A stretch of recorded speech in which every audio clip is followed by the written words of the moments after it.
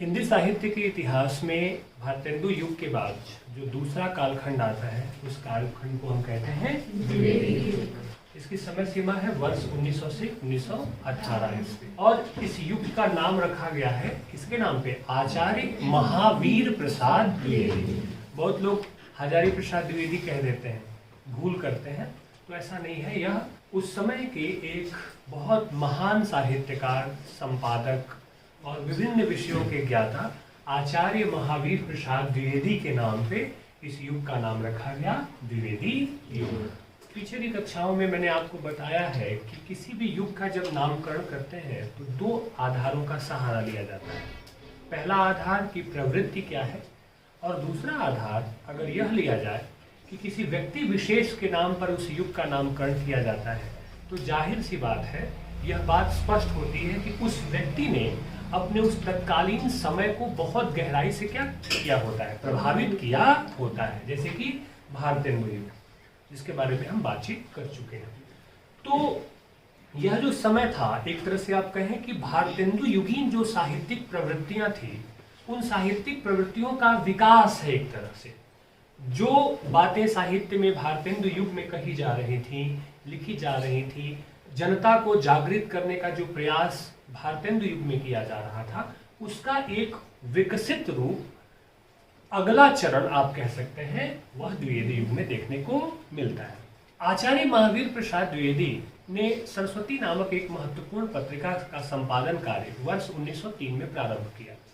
आप सबको मालूम है कि आधुनिकता के आगमन से जब छापेखाने वगैरह आए, पत्र पत्रिकाओं का प्रचलन बढ़ने लगा, अखबार प्रकाशित होने लगे, हिंदी की जो गद्य की जो भाषा थी वो खड़ी बोली हिंदी आ गई थी भारतेंदु के समय में ही, तो पत्र पत्रिकाओं का प्रचलन बढ़ गया था। लोग अपने भावों को, अपने विचारों को लेखों के माध्यम से लिखने लगे थे। इस कड़ी में एक महत्वपूर्ण पत्रिका का नाम आता है और उस पत्रिका का नाम है सरस्वती पत्रिका।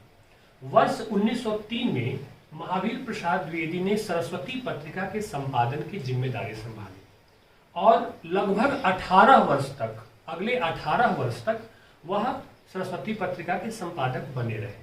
और इस दौरान महावीर प्रसाद द्विवेदी ने बहुत महत्वपूर्ण काम किए और वह महत्वपूर्ण काम यह था कि आप देखेंगे कि भारतेंदु युग में कविता की भाषा अभी भी क्या थी? ब्रज भाषा थी।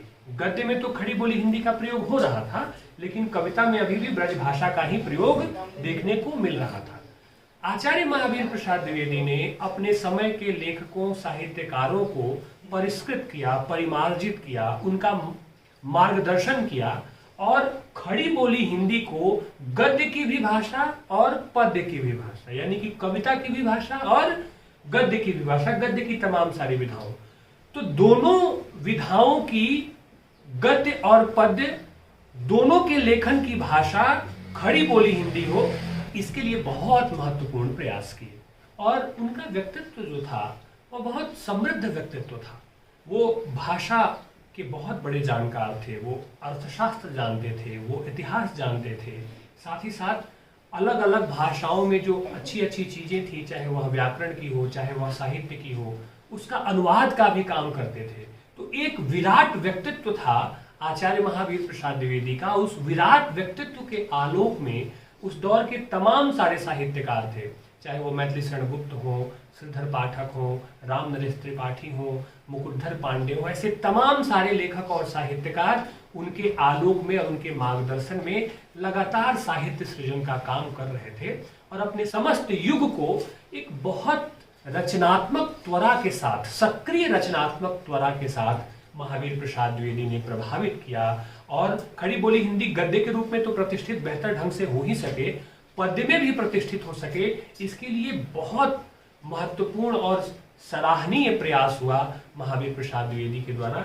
इसलिए इस युग का नाम द्विवेदी युग रखा गया। और आप सबको मालूम है कि इसी द्विवेदी युग में खड़ी बोली हिंदी का प्रथम महाकाव्य प्रिय प्रवास, जिसके लेखक अयोध्या सिंह उपाध्याय हरिऔध हैं, इसी युग में, इसी द्विवेदी युग में हरिऔध की रचना खड़ी बोली हिंदी का प्रथम महाकाव्य जिसे कहा जाता है प्रिय प्रवास का भी प्रकाशन हुआ। तो जो पत्रिका वो प्रकाशित करते थे, उन पत्रिकाओं में अपने समय के साहित्यकारों और लेखकों का मार्गदर्शन करते थे, उनकी भाषा ठीक करते थे।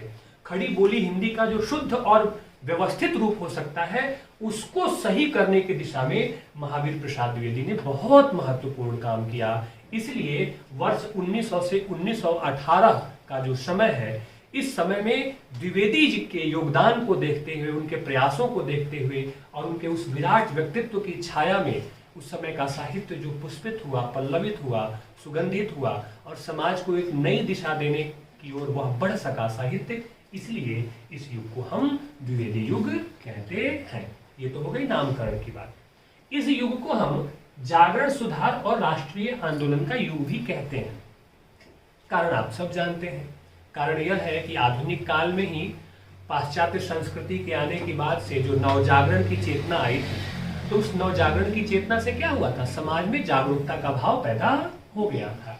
जाति पाति, छुआछूत या तमाम तरह की जो सामाजिक विषमताएं थी, जिसमें स्त्रियों की शिक्षा को लेकर के बात हो रही थी, विधवाओं का पुनर्विवाह हो इसकी बात हो रही थी, सती प्रथा को समाप्त किया जा सके इसकी बात हो रही थी। तो जो काम भारतेंदु युग में हो रहा था उसको और गति मिली, उसको और विकास मिला द्विवेदी युग में। इसलिए इस युग को जागरण, सुधार और राष्ट्रीय आंदोलन का भी समय कहा गया। राष्ट्रीय आंदोलन का युग इसलिए आप देखें कि स्वदेशी जागरण आ चुका था, अपने देश की वस्तुओं का प्रयोग किया जाए, अपने देश की भाषा के प्रति लोगों के मन में जागरण का भाव जगाया जा सके।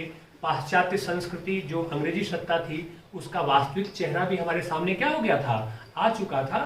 तो एक जो माहौल बना था भारतेंदु युग में, उस माहौल को और पुष्पित, पल्लवित होते हुए देखा गया द्विवेदी युग में। इसलिए इस युग को हम जागरण, सुधार और राष्ट्रीय आंदोलन का भी युग कह सकते हैं। राष्ट्रीय आंदोलन का युग इसलिए कि स्वतंत्रता आंदोलन की, भारतीय स्वतंत्रता आंदोलन की जो गति थी उसमें अब धीरे धीरे क्या होने लगी थी, तेजी आने लगी थी। ठीक है, गांधी का 1917 के बाद आप देखें तो गांधी का भारत की राजनीति में प्रवेश हो चुका था। तमाम तरह के जो भारत के जो नेता थे वो लगातार संघर्ष कर रहे थे अंग्रेजी सत्ता के खिलाफ, भारत के लोगों को जागरूक करने का प्रयास कर रहे थे। तो इसको हम राष्ट्रीय आंदोलन का युग भी कह सकते हैं। और युगीन परिस्थितियों को आप ठीक से अगर आप देखें तो युगीन परिस्थितियां कमोबेश वही युगीन परिस्थितियां हैं जो कि भारतेंदु युग की परिस्थितियां हैं। लेकिन यहाँ दो बातें महत्वपूर्ण हुई हैं। पहली बात कि इस समय तक आते आते, द्विवेदी युग तक आते आते क्या हुआ है कि अंग्रेजों का जो वास्तविक चरित्र था वह खुल करके लोगों के सामने स्पष्ट हो चुका था। आप देखेंगे कि भारतेंदु युग की बात करते हुए पीछे की क्लास में, आप अगर ध्यान में न आ रहा हो तो वीडियो जाके पीछे आप देख लेंगे, जिसमें कि मैंने भारतेंदु युगीन प्रवृत्तियों और परिस्थितियों की बात की है, नवजागरण की बात की है। तो वहां आप देखेंगे कि भारतेंदु युगीन प्रवृत्ति की जब हमने बात की है तो वहां मैंने बताया है कि भारतेंदु युग में राजभक्ति और राष्ट्रभक्ति का द्वंद्व देखने को मिलता है। बहुत से ऐसे कवि हैं जो महारानी विक्टोरिया की क्या कर रहे हैं, प्रशंसा भी कर रहे हैं, क्योंकि अभी वो इस गफलत में है। उन्हें ये लग रहा है कि संभवतः अंग्रेजों की यह जो सरकार है, जो सत्ता है, जो शासन है, यह हमारे बारे में अच्छा सोच रही है या हमारा हित चाहती है। तो शुरू में अभी वह स्थिति स्पष्ट नहीं थी। यहां तक आते आते स्थिति जो है वह बहुत हद तक क्या हो जाती है, स्पष्ट हो जाती है। और राष्ट्रीय आंदोलन की जो गति है उस गति में एक धार लगती है। और मोटे तौर पे अगर युगीन परिस्थितियों को मैं फिर से आपके सामने प्रस्तुत करूं तो वही है कि 1857 की जब क्रांति समाप्त हुई, असफल हो गई प्रथम स्वाधीनता संग्राम की क्रांति, तो ईस्ट इंडिया कंपनी का शासन भी समाप्त हो गया और सत्ता किसके हाथ में चली गई, महारानी विक्टोरिया के हाथ में चली गई थी। और इस दौरान कई सारे उन्होंने सुधारवादी कार्यक्रम भी लागू किए अंग्रेजी सत्ता ने, लेकिन उसके पीछे उनका अपना हित था। भारतीय समाज और भारतीय लोगों का जीवन बेहतर हो, यह उद्देश्य उनका नहीं था। इस बीच एक बड़ी घटना घटी 1885 में, जब भारतीय राष्ट्रीय कांग्रेस की क्या हुई, स्थापना हुई। और राष्ट्रीय कांग्रेस की स्थापना होने से लोगों में एक जागरण का भाव आया। बहुत सारे नेतृत्व करने वाले हमारे नेता हमारे सामने आए और ये एक तरह से जो भारतेंदु युगीन जो परिस्थितियां बनी थी वो परिस्थितियां आगे बढ़ी। द्विवेदी युग में एक और महत्वपूर्ण बात हुई जो भारतेंदु युग से थोड़ी अलग है, और वह है कि अपनी संस्कृति और अपनी अस्मिता के प्रति गौरव का भाव या उसके ऊपर गहराई से सोचने का भाव जागृत हुआ। आप सब जानते हैं कि जब नई शिक्षा नीति आई अंग्रेजों की, तो उस नई शिक्षा नीति के आने के बरक्स लोगों के मन में क्या हुआ, जागरूकता का भाव पैदा हुआ कि समाज कैसा होना चाहिए। ठीक है, समाज में जो विषमताएं थी, छुआछूत हो या सती प्रथा हो, स्त्रियों की शिक्षा को लेकर के हो, उसके बारे में धीरे धीरे जागरूकता आई। समानता के सिद्धांत, न्याय के सिद्धांत, इन सब के बारे में लोगों में बातचीत होने लगी, लोग बहस करने लगे। लेकिन द्विवेदी युग में उस पाश्चात्य संस्कृति की प्रतिक्रिया के स्वरूप लोगों के मन में यह भाव जागृत हुआ कि जो सिद्धांत ये बता रहे हैं, समानता का सिद्धांत, बंधुत्व का सिद्धांत, बराबरी का सिद्धांत, ये मूलतः हमारी शिक्षा में प्रारंभ से ही हमारी शिक्षा और हमारे जीवन मूल्य का हिस्सा रहे हैं। हम उस संस्कृति और हम उस परंपरा से आते हैं जहां हम संपूर्ण विश्व को ही परिवार मानते हैं, जहां वसुधैव कुटुंबकम की बात होती है, जहां हम कहते हैं अयम निजः परो वेति गणना लघु चेतसाम उदार चरितानाम तु वसुधैव कुटुंबकम, कि यह मेरा है और वह पराया है। ऐसी बात छोटी बुद्धि के लोग करते हैं, छोटी मानसिकता के लोग करते हैं। संपूर्ण विश्व ही अपना परिवार है। तो एक नया जो जागरण का भाव आया विदेशी संस्कृति की प्रतिक्रिया के स्वरूप, तो लोगों में यह भाव जगा कि जो बातें समानता का सिद्धांत, बंधुत्व का सिद्धांत, बराबरी का सिद्धांत, आपसी प्रेम का सिद्धांत, जो ये नई शिक्षा नीति के बरक्स हम समझ रहे हैं या जान रहे हैं, मूल रूप से ये भारतीय संस्कृति और भारतीय जीवन मूल्य का क्या है, एक अभिन्न अंग रहा है। और सदियों सदियों से ये चीजें हमारे भीतर क्या होती आ रही हैं, चली आ रही हैं। ऐसी परिस्थिति में क्या हुआ, अपने अतीत के प्रति गौरव का भाव जागृत हुआ। उस दौर की कविताओं में आप देखेंगे तो भारत के महान अतीत का क्या किया गया है, गुणगान किया गया है। वर्तमान की जो त्रासद परिस्थितियां हैं उनका भी चित्रण किया गया है, और भविष्य में भविष्य का हिंदुस्तान कैसा हो, भविष्य का समाज कैसा हो, इसको लेकर के भी एक परिकल्पना की गई है। तो युगीन परिस्थितियां वैसी ही हैं कमोबेश जैसी कि भारतेंदु युग में थी। दो बातें बहुत महत्वपूर्ण है इसमें। पहली बात कि अंग्रेजी सत्ता का वास्तविक चरित्र एकदम स्पष्ट हो चुका था हम सबकी आंखों के सामने, हम सबकी आंखों के सामने नहीं, उस समय के समाज की आंखों के सामने। उस समय के समाज की आंखों से देखा हुआ जो दृश्य है उसे आज हम इतिहास में और साहित्य में पढ़ रहे हैं, तो वह स्पष्ट हो चुका था। और दूसरा कि सांस्कृतिक पुनर्जागरण का एक भाव आया था, और लोग इस बात को समझने लगे थे कि हमारे जो सिद्धांत हैं, हमारे जो मूल्य हैं, हमारी जो संस्कृति है, उसकी परंपरा कितनी महान है, उसके मूल्य कितने महान हैं, और ये सारी चीजें वहां इस तरह से उस दौर की कविताओं में आ रही थी। ठीक है, एक और जो महत्वपूर्ण अंतर आप यहाँ पे देखेंगे द्विवेदी युग और भारतेंदु युग में, वो ये है कि भारतेंदु युग की कविता की मूल चेतना राजनीतिक है, ठीक है, जबकि द्विवेदी युग की कविता की मूल चेतना क्या है, सांस्कृतिक है। ठीक है, क्योंकि हम वापस अपने उसी पुराने मूल्य और पुराने सिद्धांतों पे क्या हो रहे हैं, लौट रहे हैं, और भारतीय संस्कृति और भारतीय अस्मिता की बात यहाँ पे हो रही है। तो जो भारतेंदु युगीन द्वंद्व था वह द्वंद्व अब नहीं है, सत्ता का क्षेत्र बिल्कुल हमारे सामने क्या हो चुका है, स्पष्ट हो चुका है। तो इस तरह से द्विवेदी युगीन परिस्थितियों में, इस तरह की परिस्थितियों में द्विवेदी युगीन कविता पुष्पित होती है, पल्लवित होती है, और राष्ट्रीय जागरण का भाव लेकर के वह आगे बढ़ती है। द्विवेदी युगीन कविता में दो तरह की काव्य धाराएं सामान्यतः देखने को मिलती है। पहली काव्य धारा है स्वच्छंदतावादी काव्य धारा, ठीक है, जिसमें कि श्रीधर पाठक आते हैं, उस धारा के महत्वपूर्ण कवि रामनरेश त्रिपाठी आते हैं, मुकुटधर पांडेय जैसे रचनाकार आते हैं। और जो दूसरी धारा थी वह धारा थी अनुशासनबद्ध काव्य धारा। ये ठीक वैसे ही समझे जैसे कि रीतिकाल में, तो समय तो रीतिकाल का है, लेकिन धाराएं कौन कौन सी है, रीतिबद्ध, रीतिसिद्ध, रीति। और सबके कविता लिखने का क्या है, स्ट्रक्चर अलग है, ढांचा अलग है। तो स्वच्छंदतावादी काव्य धारा के जो कवि थे वह जीवन के यथार्थ पर बल देते थे और उन्मुक्त ढंग से प्रेम की बातें कर रहे थे, प्रकृति की बातें कर रहे थे, ठीक है, और साथ ही साथ जगत की सच्चाई की बात कर रहे हैं। ठीक है, श्रीधर पाठक की एक बहुत महत्वपूर्ण कविता है, जगत है सच्चा तनिक न कच्चा समझो बच्चा इसका भेद।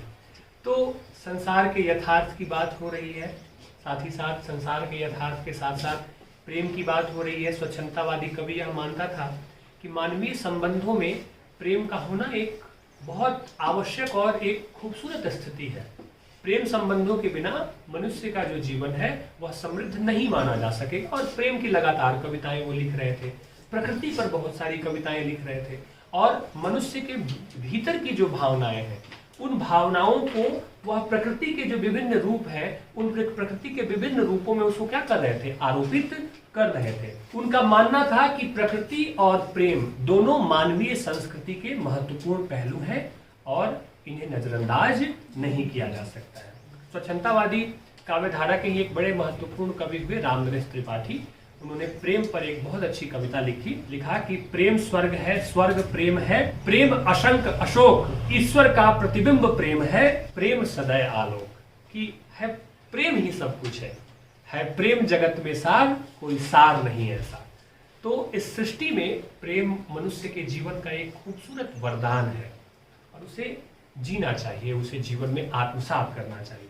और इनका मानना था कि प्रेम और प्रकृति से दूर जो साहित्य है वह साहित्य अच्छा साहित्य नहीं माना जा सकता है। प्रेम और प्रकृति से दूरी मतलब साहित्य से दूरी। तो पहली धारा जो थी वह स्वच्छंदतावादी काव्यधारा थी। दूसरी जो धारा थी वह थी अनुशासनबद्ध काव्यधारा, जिसके जनक स्वयं महावीर प्रसाद द्विवेदी थे। कवि भी थे, इन्होंने कविताएं भी लिखी, बाद में आगे चलकर गद्य भी लिखा। और इसके इनके साथ साथ मैथिली शरण गुप्त और उस समय के और तमाम सारे लेखकों ने अनुशासनबद्ध काव्यधारा के अंतर्गत कविताएं लिखी, साहित्य रचा। अनुशासनबद्ध काव्यधारा के अंतर्गत जो साहित्य लिखा जा रहा था उसका उद्देश्य जागरण था, जन जागरण था। ठीक है, नैतिक मूल्यों और आदर्श पर बल देना था कि समाज में नैतिकता के भाव जागृत किया जा सके, समाज को नैतिक रूप से मजबूत बनाया जा सके और व्यक्ति को जागृत किया जा सके। तो इस दौर के कवियों ने, इस धारा के कवियों ने क्या किया, प्राचीन ग्रंथों में और इतिहास में जो प्रेरणा के जो प्रसंग हुआ करते थे, जो प्रेरक प्रसंग होते थे, जो पात्र होते थे, उन पात्रों को आधार बनाकर रचनाएं की। बताया कि त्याग, आत्मसम्मान, ईमानदारी, कर्तव्य निष्ठा, जो तमाम सारे जो मूल्य होते हैं जिसको कि आप क्या करते हैं, उपदेश जिसे आप समझ लें। तो ये जो अनुशासनबद्ध काव्यधारा थी यह आदर्शवादी थी और उपदेश मूलक थी कि बहुत उपदेश देकर के समाज को जागृत करने का प्रयास किया जा रहा था। तो मूलतः ये जो दो धाराएं हैं, यह दो धाराएं थी, स्वच्छंदतावादी काव्यधारा और अनुशासनबद्ध काव्यधारा, और दोनों में मूलभूत अंतर यही था। आई बात समझ में। अब समग्रता में हम द्विवेदी युग की साहित्यिक प्रवृत्तियों को अगर देखें तो कुछ महत्वपूर्ण बिंदु हमारे सामने उपस्थित होते हैं, जिसमें कि पहला जो बिंदु है वह है नैतिकता और आदर्श का आग्रह।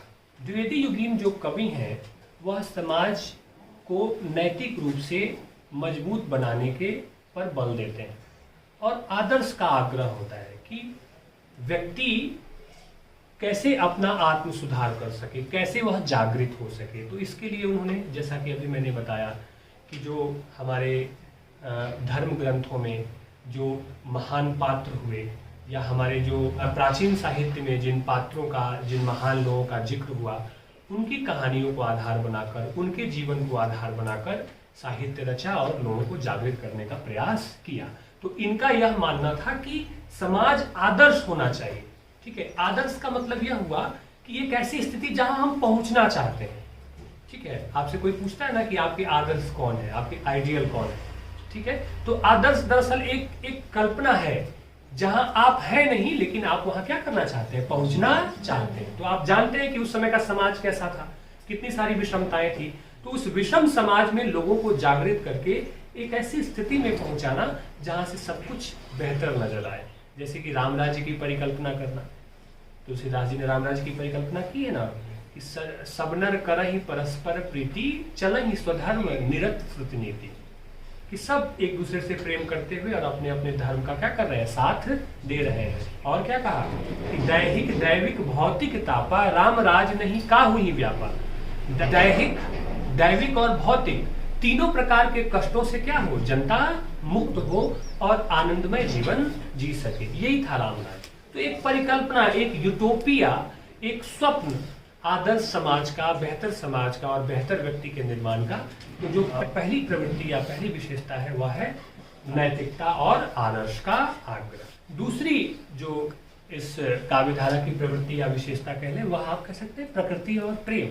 और अभी इस बारे में चर्चा हुई है कि जो स्वच्छंदतावादी काव्यधारा के कवि थे वो क्या करते थे, प्रेम और प्रकृति को जीवन का महत्वपूर्ण हिस्सा समझते थे। उनका यह भी मानना था कि प्रकृति और प्रेम से कटा हुआ साहित्य जो है वह उच्च साहित्य नहीं हो सकता है। तो इस दौर के कवियों ने जो अपने मन की जो भावनाएं थी उसे प्रकृति के विभिन्न सारे रूपों में क्या किया, आरोपित किया, उसे देखा। और देखें कि इसका एक प्रभाव आपको आगे चल के जब हम द्विवेदी युग के बाद छायावाद पढ़ेंगे तो छायावाद के दौर में भी इसका प्रभाव देखने को मिलता है कि किस तरह से छायावाद के कवियों ने भी प्रकृति की सूक्ष्म चेतना को अपनी कविताओं में जगह दी है।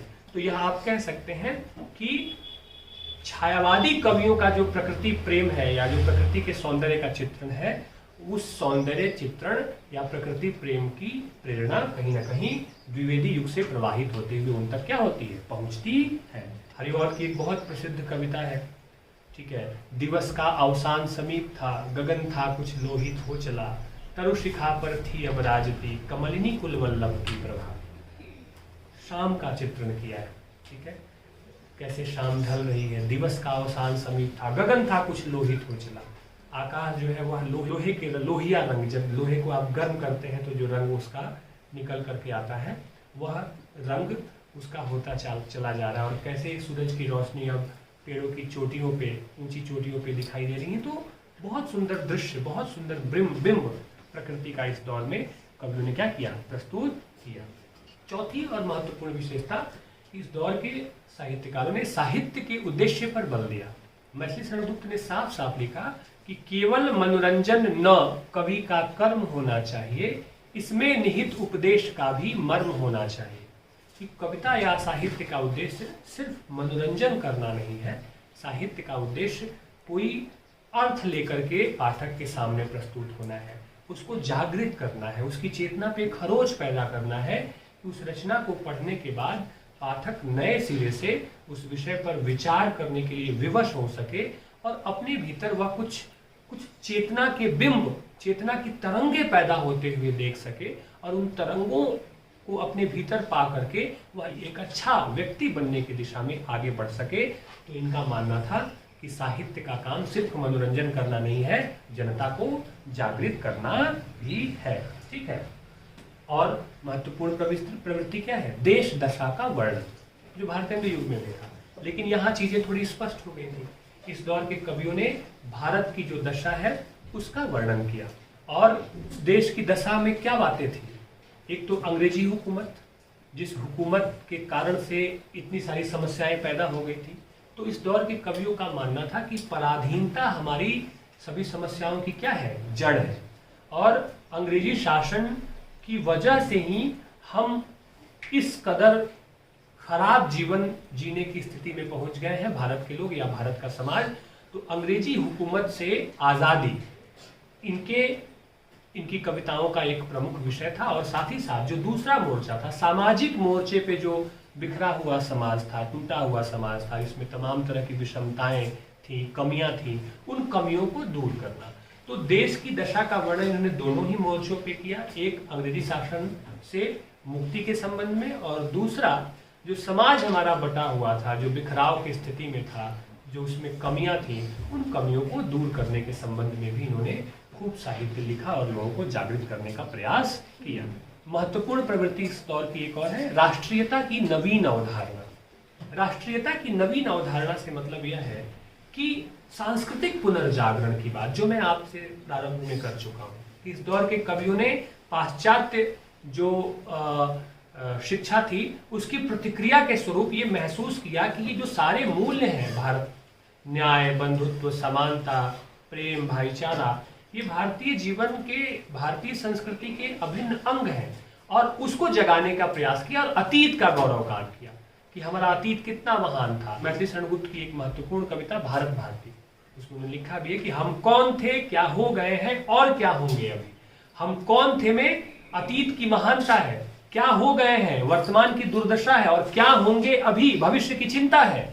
आओ विचारें आज मिलकर ये समस्याएं सब। और क्या लिखा, यह पुण्य भूमि प्रसिद्ध है, इसके निवासी आर्य हैं, विद्या कला कौशल्य सबके जो प्रथम आचार्य हैं, संतान उनकी आज यद्यपि हम अधोगति में पड़े, पर चिन्ह उनकी उच्चता के आज भी कुछ है खड़े।